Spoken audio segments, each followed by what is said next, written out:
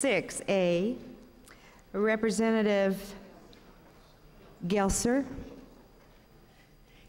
Thank you, Madam Speaker. House Bill 2406 comes to you from the Joint Committee on Ways and Means with a do-pass recommendation.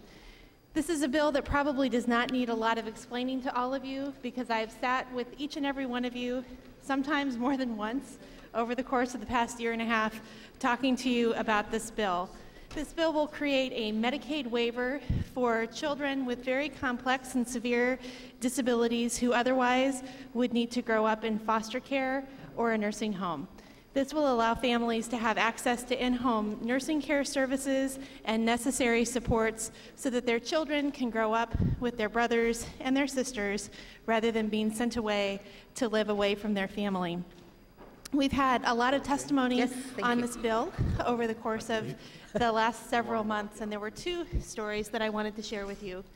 One came to the Human Services Subcommittee on Ways and Means, actually in a different budget, but there was a family there, a constituent of mine, whose daughter had died about 2 days before we had the hearing on 2406 in the House Human Services and Women's Wellness Committee. That mom had planned to come and testify, but obviously with the death of her daughter, was not able to come at that time.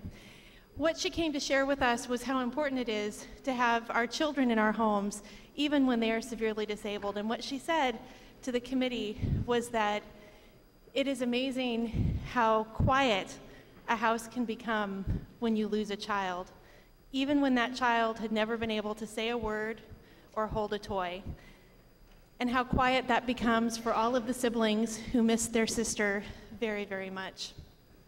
Another story that we heard was from a young woman who has been unable to marry the father of her child because her income would then increase too much and her child would lose access to her medical card and her Social Security disability income.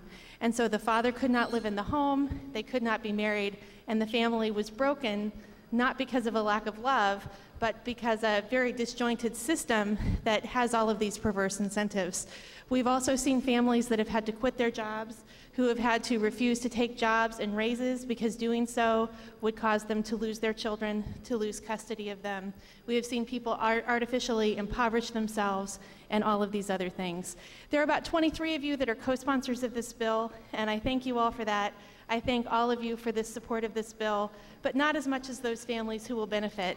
The day that this bill was heard in the Human Services Subcommittee of Ways and Means, that evening there was a phone call from one of the several families who were listening in on that hearing. And this call was from that woman who couldn't get married. And she said, "Did that really just pass? Is there really hope that this can happen for my family?" And through tears, the door opened and she said, "I can't talk any longer. My future husband just walked through the door. I can't wait to tell him that we can really be a family." So colleagues, House Bill 2406 is a very good bill that we can feel very proud of. Thank you, all of you who have helped bring it to the floor today, and I strongly urge your aye vote.